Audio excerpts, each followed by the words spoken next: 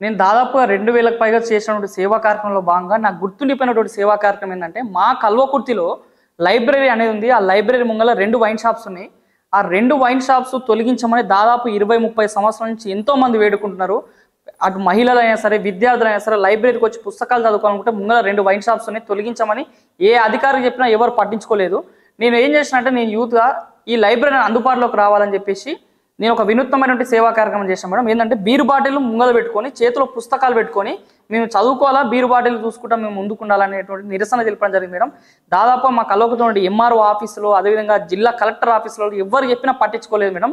దాని తర్వాత ఇట్లయితే కాదని చెప్పేసి నేను ఏం చేశానంటే 2018-19లో సీఎం కేసీఆర్ గారు ఉన్నటువంటి సందర్భంలో వారి ప్రభుత్వంలో డైరెక్ట్గా నేరుగా సెక్రటరేట్ దగ్గరకు వచ్చేసి ముంగల కూర్చొని నేను దాదాపు బీర్ బాటిల్ ముంగలు పెట్టుకొని చేతిలో పుస్తకాలు పట్టుకొని నిరసన తెలపడం జరిగింది మేడం. ఆ సమస్య ఒక యువకుడు ఈ లైబ్రరీ ముంగల వైన్ షాప్స్ ఉన్నాయని ఇక్కడ దాకా హైదరాబాద్ దాకా వచ్చి బీర్ బాటిల్ ముంగలు పెట్టుకొని పుస్తకాలు చదివిన నిరసన చాలా ఇబ్బందికరంగా ఉంది అని చెప్పేసి కేటీఆర్ గారు పట్టణ ప్రగతి భాగంగా కల్వకుర్తికి రావడం జరిగింది మేడం. ఆ సందర్భంలో ఈ సమస్య గురించి చాలా పోరాడుతున్నాడు. ఖచ్చితంగా ఏదైతే లైబ్రరీ ముంగల వైన్ షాప్స్ ఉన్నాయో ఆ 2 వైన్ షాప్స్ తొలగించండి అధికారులకు తెలియజేయడంతో ఇప్పుడు మా కల్వకుర్తిలో ఉన్న లైబ్రరీ ముంగల 2 వైన్ షాప్స్ తొలగిపోయినా మేడం, లైబ్రరీ అందుబాటులోకి వచ్చింది మేడం. సో ఖచ్చితంగా ప్రతి ఒక్కరూ లైబ్రరీల ముంగల అదేవిధంగా పాఠశాలలకి స్కూళ్ళకి ముందల వైన్ షాప్స్ అనేది దూరంగా ఉండడం వల్ల మనకి చదువు అనేది విద్య అనేది అందుబాటులో ఉంటుందని నేను కోరుకుంటున్నాను మేడం.